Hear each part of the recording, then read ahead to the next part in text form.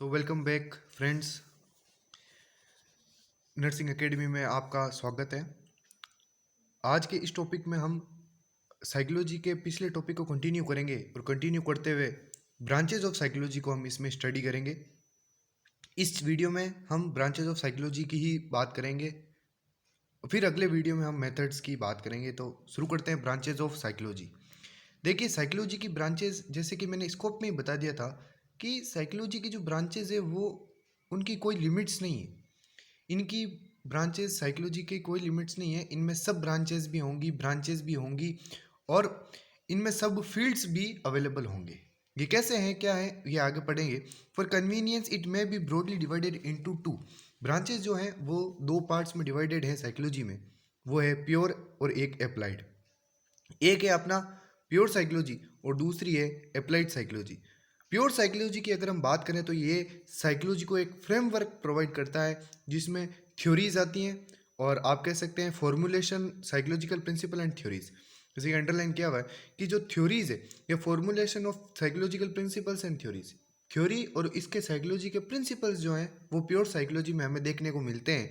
और जितने भी टेक्निक्स हैं, जैसे कि असेसमेंट हो गया, मॉडिफिकेशन या एनालिसिस हो गया, बिहेवियर में इंप्रूवमेंट करने का काम हो गया, वो सब प्योर साइकोलॉजी के अंदर आता है। अब अप्लाइड साइकोलॉजी में इसके रिलेटेड प्रैक्टिकल एप्लीकेशंस जितनी भी हैं, या फिर आप कह सकते हैं इन सभी थ्योरीज को प्रैक्टिकल फॉर्म में उतारना या रियल लाइफ प्रैक्टिकल सिचुएशंस है, उन्हें हम अप्लाइड साइकोलॉजी में देखेंगे। इन सब के खुद के अपने अपने अपने अपने पार्ट्स हैं। जैसे कि प्योर साइकोलॉजी में भी इसके कुछ सब ब्रांचेज हैं, फिर अप्लाइड साइकोलॉजी के भी इसकी खुद की सब ब्रांचेज हैं। तो अब इनमें देखेंगे हम branches of pure psychology. Pure psychology की कितनी ब्रांचेज हैं। तो अगर हम जनरली बात करें तो प्योर साइकोलॉजी जो वो है वो 9 अदर ब्रांचेस में डिवाइड होती हैं। इनमें सबसे पहली है जनरल साइकोलॉजी। जनरल साइकोलॉजी क्या है, इनमें हम जितने भी फंडामेंटल रूल्स हैं जो कि हम साइकोलॉजी के बारे में पढ़ते हैं, या फिर जितनी भी फंडामेंटल थ्योरीज हैं साइकोलॉजी की, उनसे रिलेटेड जितने भी बिहेवियर से रिलेटेड जितने भी फंडामेंटल रूल और थ्योरीज हैं उनको हम स्टडी करते हैं, तो वो जनरल साइकोलॉजी के अंदर की जाती है। नेक्स्ट अपनी साइकोलॉजी है वो है एबनॉर्मल साइकोलॉजी। एबनॉर्मल साइकोलॉजी जो है, इसमें जो भी अबनॉर्मल बिहेवियर है किसी भी पर्सन का, जैसे कि एक कोई व्यक्ति है जो उलट फुलट हरकतें कर रहा है, साइकेट्रिक पेशेंट है, तो उससे रिलेटेड जो भी हम अनयूजुअल, जैसे who are unusual, it is mental disorder, their cause and treatment. Abnormal psychology में साइकेट्रिक पेशेंट के साइकेट्रिक होने का कारण, उसका कोज एंड अफेक्ट और फिर उसका ट्रीटमेंट क्या होगा, उसकी स्टडी की जाती है एबनॉर्मल साइकोलॉजी में। तीसरा है सोशल साइकोलॉजी। सोशल साइकोलॉजी में क्या किया जाता है, ग्रुप ऑफ बिहेवियर, यानी एक व्यक्तियों का समूह होता है, उनका हमें जब बिहेवियर एनालिसिस करते हैं, and inter relationship of people with others, यानी कि एक व्यक्ति का दूसरे व्यक्तियों के साथ क्या संबंध है और उस संबंध में कितनी अच्छाइयाँ हैं, या फिर क्या वो उससे खुश है या नहीं है, ये सब जो स्टडी है वो सोशल साइकोलॉजी में की जाती है। जैसे कोई पर्सन है, it studies various types of groups phenomena such as public opinion, attitudes, beliefs and crowd behaviour. यानी कि जैसे कि हम देखते हैं आमतौर पे न्यूज़ चैनल्स में जब भी इलेक्शंस होते हैं, इलेक्शंस के टाइम पर एक ओपिनियन पोल करके टीवी में आता है जो कि बताता है कि इस बार किसकी सरकार बनने जा रही है। वो लोग क्या करते हैं, सोशल साइकोलॉजी का यूज़ करते हैं। इसमें सोशल साइकोलॉजी का यूज़ करते हैं मतलब पब्लिक ओपिनियन लेते हैं। वो जगह जगह जाएंगे, वहाँ से क्या करेंगे, लोगों से उनकी राय लेंगे, वो क्या जानते हैं, वो किसे वोट देना चाहते हैं, कौन किसके काम से वो खुश है नहीं है, ये करके क्या करते हैं, पब्लिक ओपिनियन लेते हैं। फिर उसके आधार पर वो ओपिनियन पोल तैयार करते हैं और वो हमें बता देते हैं कि भाई किसकी सरकार बनेगी नहीं। तो वो क्या करते हैं, सोशल साइकोलॉजी का यूज़ करते हैं। इसी प्रकार से किसी क्राउड का बिहेवियर, यानी आपको किसी समूह, व्यक्ति समूह विशेष का आपको अगर बिहेवियर एनालिसिस करना है तो आप क्या करोगे, सोशल साइकोलॉजी का यूज़ करोगे। The way which individual are affected by other people, यानी कि आप देखते हैं कि किस प्रकार से एक व्यक्ति दूसरे व्यक्ति से अफेक्ट हुआ है, उसका बिहेवियर दूसरे व्यक्ति के बिहेवियर से अफेक्ट हुआ है, ये सब सोशल साइकोलॉजी में स्टडी की जाती है। फिर फिजियोलॉजिकल साइकोलॉजी। इस फिजियोलॉजिकल साइकोलॉजी में हम क्या करते हैं, branch of psychology describe and explain the biological and physiological basis of behaviour, यानी कि एक व्यक्ति की कितनी बायोलॉजिकल चेंजेस हैं जो कि आपके बिहेवियर को चेंज कर देती है। कई बार क्या होता है, एक पर्सन अनहेल्दी होता है, अनहेल्दी होने की वजह से उसके कई मेंटल डिस्टर्बेंसेस होते हैं और उसकी वजह से उसका बिहेवियर चेंज हो जाता है। चिड़चिड़ापन होना, जैसे कैंसर पेशेंट जो होता है वो फिजियोलॉजिकली अफेक्ट हो जाता है और उसकी वजह से वो सोशली भी अफेक्ट होता है, ये ध्यान रखना। तो फिजियोलॉजिकल बेसिस, यहाँ पर दो चीज़ें लिखी हुई है, एक बायोलॉजिकल एक फिजियोलॉजिकल। बायोलॉजिकल मतलब हमारी daily activities, physiological basis of the behaviour, it concern with the structure and function of sense organs, nervous system, muscles and glands underlying all behaviour. कहा गया है कि इसमें जो है हमारे mainly sense organs, nervous system, muscles और हमारी ग्लैंड्स जो होती हैं वो सब मिलकर काम करती हैं अंडरलाइंग ऑल बिहेवियर। और इन सब से क्या होता है, हमारा बिहेवियर कंट्रोल होता है। जैसे हार्मोनल एक्टिविटीज़ है, ये हमारे बिहेवियर को कंट्रोल करती है, हम अच्छी तरीके से जानते हैं। मूड स्विंग्स वगैरह हार्मोनल चेंजेस की वजह से होते हैं। हमारा नर्वस सिस्टम जो है वो हमारे ब्रेन को कंट्रोल करता है। हमारा ब्रेन जो है नर्वस सिस्टम है, नर्वस सिस्टम के अंदर आता है और वो हमारे बॉडी की एक्टिविटीज़ और बिहेवियर को अच्छी तरीके से हम जानते हैं, कंट्रोल करता है। तो it emphasis on influence of the body factors on human behaviour. और इसी वजह से हम इसमें डील करते हैं कि किस प्रकार से हमारी बॉडी फिजियोलॉजी है, बॉडी फंक्शन है, वो हमारे बिहेवियर को गाइड करता है, हमारे बिहेवियर को कंट्रोल करता है। पेरास साइकोलॉजी, पैरासाइकोलॉजी की अगर हम बात करें तो ये एक प्रकार का एक्स्ट्रा सेंसरी परसेप्शन या आप कह सकते हैं कोज ऑफ रीबर्थ। जैसे कभी कभी आपने देखा होगा, कई बार क्या होता है, कई जगहों में ऐसे व्यक्ति होते हैं जो पुनर्जन्म की कहानियां सुनाते हैं, यानी कोज ऑफ रीबर्थ वगैरह, टेलीपैथी वगैरह ये सब बताते हैं। तो ये क्या है, एक प्रकार की पैरासाइकोलॉजी के अंदर हम डील करते हैं। नेक्स्ट है जियो साइकोलॉजी। एक्स्ट्रा सेंसरी परसेप्शन का अर्थ हो गया यानी एक अलग प्रकार का परसेप्शन होता है उन्हें, जो कि उनके हिसाब से क्या होता है कि उन्हें पहले पुनर्जन्म वगैरह की कहानियाँ उन्हें याद होती है, वो ऐसा सब बताते हैं। जियो साइकोलॉजी की अगर हम बात करें तो this branch of psychology describes and explain the relationship of physiological environment, physical environment particular weather. इसमें कहा गया है कि जो वेदर के अनुसार अगर हम अपना बिहेवियर बदले तो उसे हम जियो साइकोलॉजी के अंदर स्टडी करते हैं। जैसे कि कोई क्लाइमेट चेंज हो गया या आप किसी अलग इन्वायरमेंट में चले गए, अलग वेदर में चले गए, तो उस वेदर के अनुसार जब आपका बिहेवियर चेंज होता है, यानी उस वेदर का आपके बिहेवियर के ऊपर जो अफेक्ट है, उसकी स्टडी को हम जियो साइकोलॉजी कहते हैं, उस ब्रांच को हम जियो साइकोलॉजी कहते हैं। नेक्स्ट आपका आता है डेवलपमेंटल साइकोलॉजी। डेवलपमेंटल साइकोलॉजी जो है वो आपके बर्थ से लेकर ओल्ड एज तक की साइकोलॉजी की बिहेवियर की स्टडी को कहते हैं। जैसे कि डेवलपमेंट के अनुसार हमारे सबसे पहले एक इन्फेंट होता है, फिर वो चाइल्ड बनता है, फिर उसके अनुसार फिर वो एडल्ट होगा, फिर ओल्ड एज में आएगा। तो इस प्रकार से जो स्टेजेस ऑफ लाइफ है जिनको हम डेवलपमेंटल स्टेजेस ऑफ लाइफ कहते हैं, उनमें उनके हिसाब से एक पर्सन की जो साइकोलॉजिकल चेंजेस हैं उन्हें हम किस में स्टडी करेंगे, डेवलपमेंटल साइकोलॉजी या फिर इस ब्रांच ऑफ साइकोलॉजी में स्टडी करेंगे। Birth old age, it is further sub divided into branches like child psychology, adolescent psychology, adult psychology, geriatric psychology. इनको फिर अलग और ब्रांचेस में डिवाइड किया है। जैसे कि मैंने बताया, जैसे जैसे स्टेजेस ऑफ लाइफ जाती हैं उसी प्रकार से हर व्यक्ति की उस एज ग्रुप की साइकोलॉजी अलग अलग ग्रुप में स्टडीज़ की जाती है। जैसे किसी चाइल्ड की साइकोलॉजी है तो चाइल्ड साइकोलॉजी में स्टडी की जाएगी, एडल्ट की है तो एडल्ट साइकोलॉजी में स्टडी की जाएगी, geriatric psychology old age people की अगर हम बात करें तो उनकी जीरियाट्रिक साइकोलॉजी में स्टडी की जाएगी। Developmental psychologists try to understand complex behaviour by studying their beginning and orderly in which chaplain changes development in the life span. यानी कि इसमें क्या करते हैं कि जो डेवलपमेंटल साइकोलॉजिस्ट होते हैं, यानी जो इनके अलग अलग एज ग्रुप्स के जो साइकोलॉजिस्ट होते हैं, वह क्या करते हैं, उनके बिहेवियर को शुरू से लेकर अंत तक स्टडी करने की कोशिश करते हैं, beginning and the orderly ways in which the changes and development occur of the life Spain. और वो बताते हैं कि किस प्रकार से अलग अलग एजेस में, अलग अलग एज ग्रुप के पर्सन में अलग अलग टाइप का बिहेवियर होता है, वो देखने को मिलता है। ठीक है, ये स्टडी करने का काम डेवलपमेंटल साइकोलॉजिस्ट का है। और अगर नेक्स्ट की बात करें तो एक्सपेरिमेंटल साइकोलॉजी है। हम प्योर साइकोलॉजी के टाइप देख रहे हैं, और एक्सपेरिमेंटल साइकोलॉजी जो है, this branch of psychology studies the way and means of carrying out psychological experiments using scientific methods. इसमें क्या किया जाता है, जिन थ्योरीज को हम थ्योरी के अनुसार देखते हैं उनको प्रूफ करने के लिए हम क्या करते हैं, मेथड का यूज़ करते हैं। प्रूफ करने के लिए जो मेथड्स होते हैं उन्हें एक्सपेरिमेंटल मेथड्स में इंक्लूड करते हैं। इनमें scientific methods, scientific instruments, techniques का यूज़ किया जाता है। Experimental psychologist do basic research in an effort to discover and understand the fundamental and general cause of behaviour.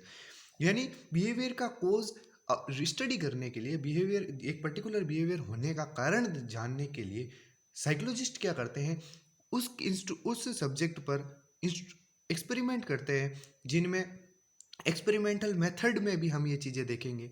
और the best study basis such as learning, memory, sensation, perception and motivation.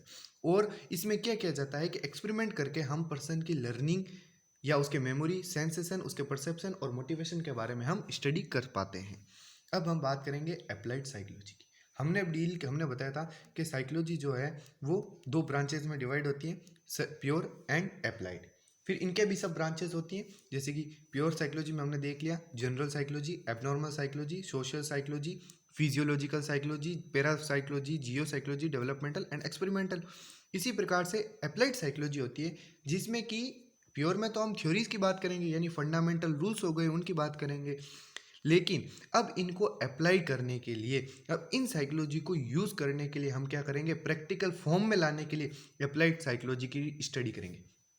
Applied psychology में क्या करेंगे, practical situations की बातें करेंगे, जैसे कि educational psychology हो गई, किस प्रकार से एजुकेशन में साइकोलॉजी यूज़ होती है, किस प्रकार से एक टीचर अपने स्टूडेंट के लिए साइकोलॉजी यूज़ करके उन्हें पढ़ाता है। क्लिनिकल साइकोलॉजी जो कि एक मेडिकल फील्ड में यूज़ की जाती है, किस प्रकार से डॉक्टर या नर्सेज साइकोलॉजी यूज़ करके पेशेंट का ट्रीटमेंट करती हैं, उन्हें मेडिसिन देती हैं। इंडस्ट्रियल साइकोलॉजी, किस प्रकार से एक ओनर अपने वर्कर्स को बोनस देकर उन्हें मोटिवेट करके क्या कर सकते अपना काम निकलवा ले, ये इंडस्ट्रियल साइकोलॉजी। लीगल साइकोलॉजी, कैसे एक एडवोकेट अपने क्लाइंट्स की हेल्प करते हैं अपने साइकोलॉजी यूज़ करके। इसी प्रकार से मिलिट्री साइकोलॉजी और पॉलिटिकल साइकोलॉजी की बातें करेंगे। तो बात करते हैं अप्लाइड साइकोलॉजी की सबसे पहली branch, educational psychology. Educational psychology is the branch of applied psychology. हम जानते हैं अप्लाइड साइकोलॉजी का ये ब्रांच है which tries to apply the psychological principles, theories and techniques to the human behaviour in educational situations. इसमें क्या किया जाता है कि जो टीचर्स होते हैं या जो प्रिंसिपल्स, डायरेक्टर्स, जो भी एजुकेशन फील्ड से रिलेटेड है, वह जब साइकोलॉजी के प्रिंसिपल्स, उसकी थ्योरी या टेक्निक को उनके स्टूडेंट्स पर अप्लाई करें, उसे एजुकेशनल सिचुएशंस के लिए, तो उसे हम क्या कहेंगे, एजुकेशनल साइकोलॉजी। यानी अगर कोई टीचर अपने स्टूडेंट को साइकोलॉजी की प्रिंसिपल थ्योरीज यूज करके उसे लर्निंग करवाता है, उसकी मेमोरी बढ़ाता है, तो उसे हम क्या कहेंगे, educational psychology. The subject matter of this branch covers psychological ways and means of improving all aspects of the teaching learning processes. यानी इन सब सब्जेक्ट मैटर्स का यूज़ करके अगर वह अपने टीचिंग और लर्निंग मेथड्स को इम्प्रूव करे, तो उसे एजुकेशनल साइकोलॉजी में इंक्लूड किया जाता है। लिखा हुआ है, educational psychologist are more often involve the increase efficiency of learning in schools by applying psychological knowledge related to learning and motivation. यानी जिस प्रकार से एजुकेशनल साइकोलॉजिस्ट जो होते हैं, वह अपनी लर्निंग, स्टूडेंट्स की लर्निंग एफिशिएंसी को बढ़ाने के लिए और अपने अपने नॉलेज को और अपने नॉलेज के आउटपुट को इम्प्रूव करने के लिए वे क्या करते हैं, साइकोलॉजी यूज़ करते हैं। और साइकोलॉजी का नॉलेज इसलिए उनके लिए इम्पोर्टेंट है। क्लिनिकल साइकोलॉजी, ये जो है सबसे लार्जेस्ट सब फील्ड है साइकोलॉजी का। मैंने बताया था ब्रांचेज यानी सब ब्रांचेज हैं, तो इनमें जो सबसे लार्जेस्ट ब्रांच, सब ब्रांच है, वो क्या है, क्लिनिकल साइकोलॉजी है। This branch of psychology applies, describes and causes mental illness, abnormal behavior of the patient, suggest treatment and effective adjustment to the affected person in the society। यानी इस psychology में doctors, nurses, psychiatrist ये क्या करते हैं कि एक person के एबनॉर्मल बिहेवियर होने का कारण स्टडी करते हैं, उसका कोज एंड अफेक्ट स्टडी करते हैं और उन्हें सजेस्ट ट्रीटमेंट और उन्हें उनके हिसाब से ट्रीटमेंट देते हैं। In the affective adjustment of this affected person in the society. और वे उन पर्सनस को आइडेंटिफाई करते हैं जो प्रोन टू डेवलप साइकेट्रिस्ट, यानी जो साइकेट्रिक पेशेंट बनने के कतार पे हैं, उन ऐसे पेशेंट का वो पता लगाते हैं, फिर उनका कोज एंड अफेक्ट देखते हैं और उसके बाद उनको ट्रीटमेंट देते हैं। ये डॉक्टर, नर्सेज वगैरह जो भी क्लिनिकल फील्ड से रिलेटेड है वो यूज़ करती है साइकोलॉजी। और सबसे इंपॉर्टेंट लार्जेस्ट सब फील्ड ऑफ साइकोलॉजी कौन सी है, तो क्लिनिकल साइकोलॉजी है, ये ध्यान रखें। नेक्स्ट है इंडस्ट्रियल साइकोलॉजी। इंडस्ट्रियल साइकोलॉजी जो है वो मेनली अगर हम बात करें कि अगर हम साइकोलॉजिकल प्रिंसिपल, थ्योरीज और टेक्निक्स को हम वर्कर्स पे अप्लाई करें, एक ओनर अपने वर्कर्स पर अप्लाई करे ताकि वो अपने गेन्स और गुड्स को बढ़ा पाए, अपने उत्पाद को बढ़ा दे, तो उस कंडीशन को हम क्या कहेंगे, इंडस्ट्रियल साइकोलॉजी। इंडस्ट्रियल साइकोलॉजी जो है psychological principles to assist the public and private organization with the hiring and placement programs. Training and supervision of the personal and improvement of the communication with in the organization. यानी वह क्या करते हैं कि इस principles को use करते हैं और क्या करते हैं, पब्लिक और प्राइवेट सेक्टर के जितने भी ऑर्गेनाइजेशन है वह अपने गुड्स को इम्प्रूव करने के लिए, अपने इम्प्रूवमेंट करने के लिए कम्युनिकेशन स्किल, ताकि वह क्या करें, वर्कर से इजीली कम्युनिकेट रहें, और उन वर्कर्स को अपने संस्थान में बनाए रखने के लिए वो क्या करते हैं, मैंने पहले ही बताया था, जिस प्रकार से वो बोनस देते हैं उनको, ताकि वर्कर्स काम के लिए अटैचमेंट रखें, काम करने की एक जागरूकता रखें, और इनसे क्या होगा, अल्टीमेटली फ़ायदा किसका होगा, ओनर का होगा, इंडस्ट्री का होगा, कंपनी का होगा। तो इस प्रकार से वो किस प्रकार से साइकोलॉजी यूज़ करके क्या करते हैं, अपना ही फ़ायदा करते हैं। They also console employ with in the organization who need help and their personal problem. और क्या करते हैं कि जो भी ओनर होगा वो कभी कभी क्या करता है, अपने वर्कर से अटैचमेंट भी रखता है, उनसे उनसे एक लगाव भी रखता है, ताकि क्या हो, वह अपने दिल की बातें उनको बताए, और इस प्रकार से क्या होगा, एक अटैचमेंट डेवलप होगा ओनर और वर्कर के बीच में, ताकि वह क्या कर पाए, उस अपने ही वो फ़ायदा अल्टीमेटली अपना ही कर रहा है, क्योंकि अगर वर्कर उसके साथ जुड़ा हुआ रहेगा तो उसका ही कंपनी का फ़ायदा है। नेक्स्ट अगर हम बात करें लीगल साइकोलॉजी की, तो इस the branch of applied psychology in which the study of the behaviour of person like client, criminal and witness. वकील जो होता है, एडवोकेट, उसको क्या करना पड़ता है कि जो क्रिमिनल है उसकी साइकोलॉजी की स्टडी करनी पड़ती है, कि किस प्रकार से क्रिमिनल जो है वह, इसको ऐसा कौन सा सवाल पूछेंगे कि ये जो है जवाब उगल देगा, अब सच्चाई उगल देगा। तो उसके लिए उसको उसकी क्रिमिनल की साइकोलॉजी पता होनी जरूरी है। उसके जो भी उसका विटनेस है, यानी उसकी साइकोलॉजी, या फिर आप कह सकते हैं उसके खुद के क्लाइंट की साइकोलॉजी, अगर जब तक उस वकील को पता नहीं होगी तब तक वो केस में आगे कैसे बढ़ेगा, का आगे बढ़ना मुश्किल रहेगा उसके लिए। With the help of the application of psychological principles and techniques, the root cause of crime, offence and dispute और any legal case can be properly understood through the use of branch of psychology. यानी किसी भी case को क्योंकि सच्चाई कहीं से भी नहीं आएगी, उसका क्लाइंट भी पूरी सच्चाई नहीं बताएगा, ना ऑफेंस से आएगी, तो इन दोनों को प्रॉपरली अंडरस्टैंड करने के लिए उसको साइकोलॉजी की जरूरत पड़ेगी। वह साइकोलॉजी यूज़ करके उनको उस केस को स्टडी कर पाएगा, और उससे उसके जो रिजल्ट्स हैं उनमें वो आगे लिए इजीली थ्रू आउट हो पाएगा। तो इसके लिए उसको लीगल साइकोलॉजी जरूरत पड़ती है। तो हमें ये देख रहे हैं कि कहाँ कहाँ पर साइकोलॉजी का यूज़ होता है। तो आप देख पा रहे हैं कि क्लिनिकल फील्ड के अलावा भी कई जगहों में यूज़ हो रहा है, एजुकेशन में हो रहा है, मिलिट्री में भी होगा, और इसके बाद आप देखेंगे कि जो है आपके पॉलिटिक्स में भी होगा। तो ये सब ध्यान में रखें। मिलिट्री साइकोलॉजी की बात करें तो जो भी मिलिट्रिकल प्रिजनर्स हैं वो क्या करते हैं, उनके लिए सही इस साइकोलॉजी का यूज़ किया जाता है। तो इनमें कैसे क्या होता है कि जैसे जैसे जैसे कि the branch of psychology is concern with the use of psychological principles and techniques in military science, how to keep the morals and soldiers citizens high during the war time, how to secure recruitment of personal. मतलब कि जब युद्ध का समय हो उस समय किस प्रकार से मिलिट्री पीपल्स और जो भी वहाँ पर रहने वाले लोग हैं जहाँ पर ये युद्ध चल रहा है उनके लोगों का किस प्रकार से मोरल या फिर उनका जो जोश है वो हाई रखा जाए। तो ये सब चीज़ें जो वो मिलिट्री साइकोलॉजी में डील की जाती हैं। How to secure recruitment of personals with good leadership and fighting capacities, किस प्रकार से जो है भर्तियाँ निकाली जाए इनमें मिलिट्री फोर्सेस में, और किस प्रकार से एक गुड लीडरशिप तैयार की जाए ताकि क्या हो सके, उनकी फाइटिंग कैपेसिटी है, लड़ने की क्षमता वो बढ़ जाए। तो इस सब के लिए भी साइकोलॉजी की ज़रूरत होती है। कोई भी किसी पर अपने आप को मुसीबत में नहीं धकेलना चाहेगा, लेकिन जो एक साइकोलॉजी है उस साइकोलॉजी के अनुसार उनका माइंडसेट इस प्रकार से होता है कि वो कुछ भी कर जाने के लिए तैयार होते हैं, और ये सब साइकोलॉजी की मदद से ही पॉसिबल है।